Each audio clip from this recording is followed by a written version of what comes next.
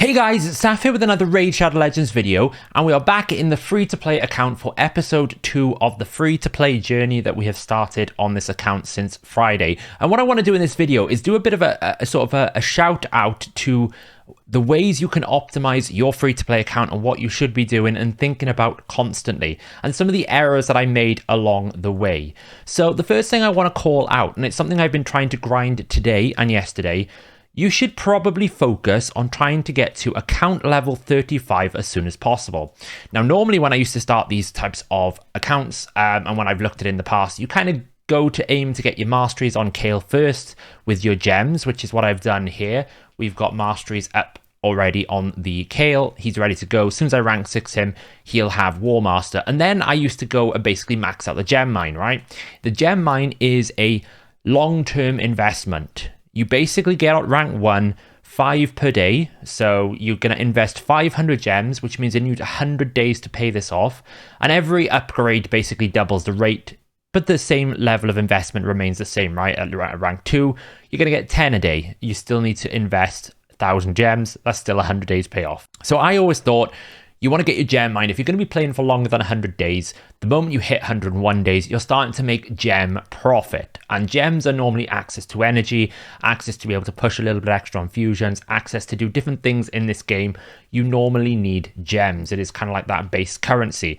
So access to gems is really good. Now, the problem in my head that I didn't realize, and someone in the Discord community, if you haven't headed over to the Hellhades Discord, we have a brand new section on free to play where you can talk about your free-to-play journey, your tales of victory, and various different things. They basically pointed out the gem mine is good, but you really want to try and get advanced quests first, because in the advanced quests, there are missions that give you gems. Now, you may not be able to do the energy refill every single day at the moment, because obviously you've got to do some very tricky quests. Sometimes it's do Hydra Key, sometimes it's ascend.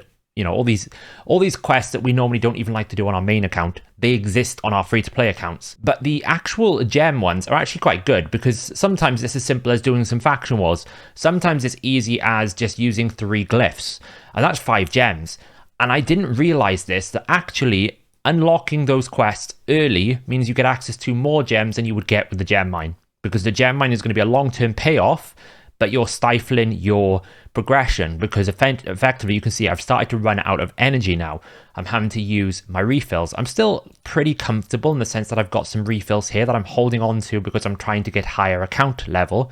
The quicker you can get to sort of level 60, the quicker you can get maximum refill value. I should have been using my gems for energy refill to basically get to level 35, then upgrade the gem mine if we wanted to be truly efficient. Now, some people have even gone to level 40 so they can start unlocking the Doom Tower, where there are energy refills, where there are things like potions, where there are things like charms, materials. So those are the things that I probably should have prioritized and focused on if I wanted to be efficient. Now, talking about the next 2 days, this is a bit of a shout out to everyone who has been kind of playing along so far. I am actually delaying my progress a day to give myself better reward payoff. Because tomorrow, now that we've got rid of this novice tournament was actually blocking our clan versus clan tournament as well. I don't know why it needs to linger for so long, but essentially if you're not seeing a clan versus clan, it's because you probably still have your novice tournament. Tomorrow we've got a champion training tournament. Now, we know we can't get the Pythian because we missed out on too many of the tournaments on the start of the fusion, right? We missed out on Ice Golem, we missed out on Champion Chase, and to be honest, we would have had to have done a lot of like dragon tournaments and that, and it's probably not ideal. So it would have been a stretch at best to get the fusion, but we physically cannot do it now. However, the rewards at the champion training will probably be worth it, especially if you can maybe win that tournament. You get ranked with people equal to your level, so being able to kind of do this champion training tournament, get the rewards, is a good idea. They've changed champion training tournaments recently. Champion training tournaments now, you actually get points for upgrading skills as well, which is new. That has been, I think, since about 3 patch windows ago. And you get 200 points for a legendary tome. Now, obviously, I don't have any legendary tomes right now. We haven't been that lucky. But epic books give you 75 points, and rare books give you, I think, 25 or 50 points. So really, when you add it up, my epic books here, I've got 8. That's going to give me at a minimum sort of 500 points, but I'm sitting on upgrade a rare, epic, or legendary champion skill, which I'm going to be able to do tomorrow. That's going to give me another epic book. I've got to reach 30,000 with any champion. So once we get to rank 6 on Kale, we can probably move some gear around, waste a little bit of silver. It's going to give me another epic book. We can't really do these because these are now starting to push higher and we're only going to get shard. And this is most definitely not in the time frame because we have to win, gold battles. We have to have stayed in gold tier ranking for 2 periods. So that's like at least 2 weeks away. We've got at least 2, and the clan versus clan, we're doing really well here. That's going to give me another epic book. So I'm going to have 11 epic books at 75 points each. That is over 800 champion training points in the tournament without me having to train a single champion. I'm also going to be rank 6 in tomorrow, my Kale. Right now he is at 50. I'm working on the food, but you can see I've got already 4 stars at max level. We've got War Priest is going to be eaten because I've got a Spirit Host now. We don't really need the War Priest. And we've got another rank 4 being level to 40. I've got a bunch of rank 30s ready to go to rank 4. So you can see I've saved my food as well. So the champion training tomorrow, the tournament, I'm going to be able to min-max. At the same time, we are getting clan versus clan points. As you can see, we've been put up against this cool club kids. They're not really putting any points up here. I've already got 3,000 points. I'm going to be able to get from just the objectives alone, champion objectives, upgrading a champion to rank 6 is going to be 1,000 points. 1,000 clan versus clan points. Ascending them to rank 6 is going to be 50 points. Not so crazy. Leveling them up is going to be 40 here. That's a lot of points to level up my Kale. And then, of course, all the books that we're going to get here in terms of, where is the booking? Upgraded champion skills. I'm going to get 500 for one more on the Kale. I'll probably book either the Diabolist or something like that. Even though you can farm the rares, I might use some of my books because I've got quite a lot and I haven't got any other rares that I need right now. Deacon is going to give me around about 11,000 points here. So you can quite quickly see I'm going to be at like 50 to 60, if not more. Add in the fact that we are going to get Rhonda. Rhonda chase is going to happen on the reset of the final day of Clan vs. Clan. So tonight we're going to get day 6. If I stay up for midnight tomorrow night, we're going to get Rhonda. That's another 40, I think it's 40,000 points. Or is it 30,000 points? Get a Champions 10. So we're going to get another 30,000 points. I'm going to be at 100,000 points on a free-to-play tournament by just being optimal and min-maxing our abilities. What's that going to give us? Accessories.